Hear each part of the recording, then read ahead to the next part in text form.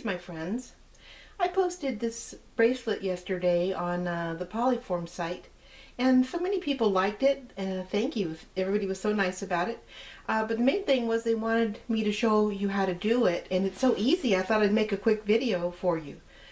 So what you do is, in this case, I used Primo Antique Gold, and I made a sheet on number 1 setting, and I cut a strip about 2.5 by 9 inches long, and a strip a 1/2 inch by about 9 inches long. I say about because when you wrap it around your form, you're going to trim it off, okay? For a form today, I'm using my favorite one. You can see it's kind of battered, but I'm using a rigid form rather than a can for this project because we need to be able to press around the edges, and that's what gives it its curve. Maybe it's been done forever, but I just thought it up.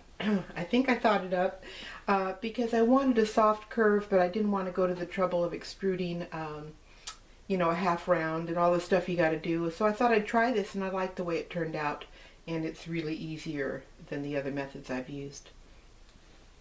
So what we're going to do is we're going to take our Sculpey silkscreen kit. I don't know if you've been using it, but it's been so much fun. I've made so many things with it.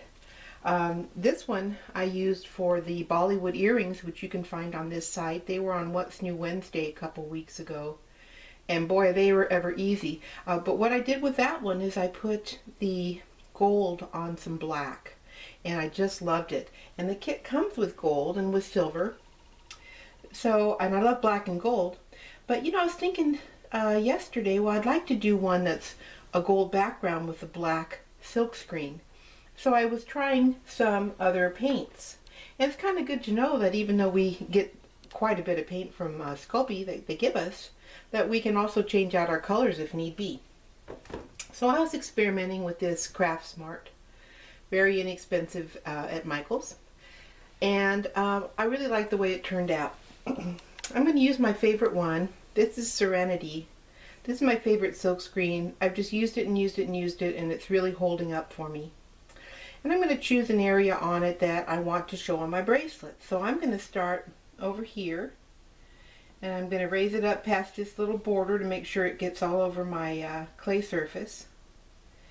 And I'm going to put it shiny side down. And if you forget which side, the instructions are in there, and you know, I do refer to them because I forget all the time. So what I do with this is you just put a little strand. You really don't need too much paint. You just need kind of a line of paint. And the thing with paint control is making sure that you've scraped it off evenly, not so much that you've squished it on evenly. So I'm going to take it here. And the reason I've left my strip a little wider and longer than I need it to be is it gives you room to do this in. It doesn't need to be huge though. There's not a lot of waste or anything like that.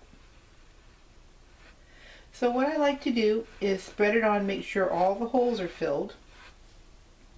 And then, so my design is nice and even, I usually wipe off the excess because it's hard to know exactly how much to put on there.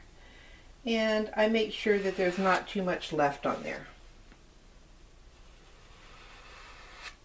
And I'm being careful not to go past that border because we're going to want to do this twice, as you can see.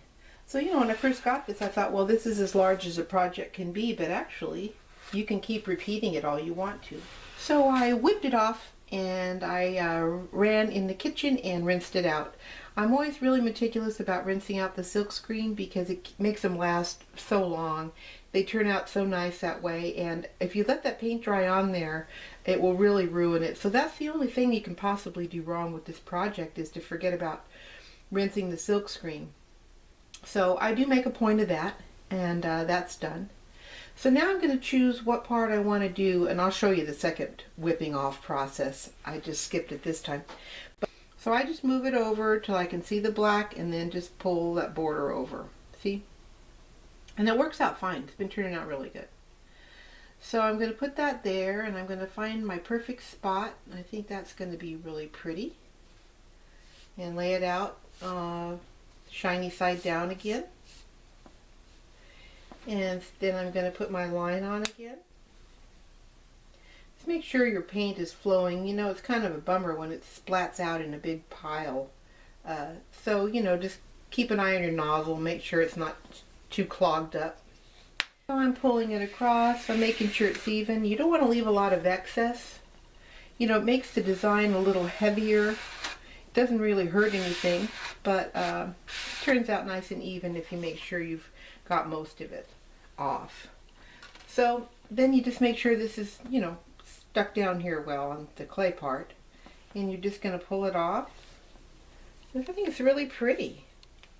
Okay, so we're going to take this, we're going to rinse it off like before, and then we'll do the rest. So I let that dry for about 5 minutes. Just be sure that it's completely dry before you start playing around with it. You don't want to smear it, right? So what I do to cut my bracelets, because I'm a very lucky girl, is my boyfriend Spike works in a wood factory, and he makes these sticks for me, different widths and stuff. And I can just use them for a template. So if you want to get some sticks, you need to get someone to cut some for you, or maybe you're good with tools. So what I'm going to do is I'm going to put this on the underside. And the underside just happens to be decorated this time, because I thought I'd try that, see how it's going to turn out. But you don't have to decorate both sides, you know. So I'm going to take my translucent liquid Sculpey. If I did not have this, I would be using my Bacon Bond. They have separate purposes, but they can be interchanged in a project like this one, okay? I'm going to make sure that I've got it down the center, and I'm going to place this down the center. So I've got my little candle thing. It's been a trooper, I'll tell you. I've got about that much more to take off, and I will do that. You see that mark there, just like when you wrap a bullseye, it makes a mark where you want to cut it. And I'm going to match up these ends. Now you want a little bit of security. You can put a little teeny bit of Bacon Bond in there, or your TLS, and it surely does not hurt, so I'm going to put a little bit there. I really don't want enough though to cause me to it to slop over too much onto the glass, because you really don't need the grief when you're removing it, huh? So I'm just putting a little bit right at that join. I'm kind of letting it spread out by itself so it doesn't get to be too much. And we'll leave that right there for now, because as we press this down, it's going to get us a little bit more length. Now don't count on trimming this up afterwards, and don't count on sanding it, okay? The trimming, you know what a trap that is. Okay, you start trimming, it's like when you cut your bangs, you know, you keep trimming and trimming until like they're all torn up and short and everything. So go ahead and take the time now to even it up, and don't leave anything too crazy, because really when I do that I always regret it.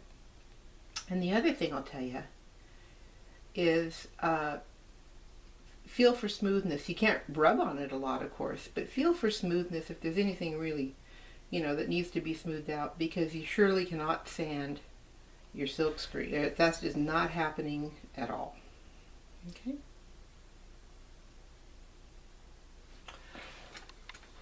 So I'll roll over the seam a little bit.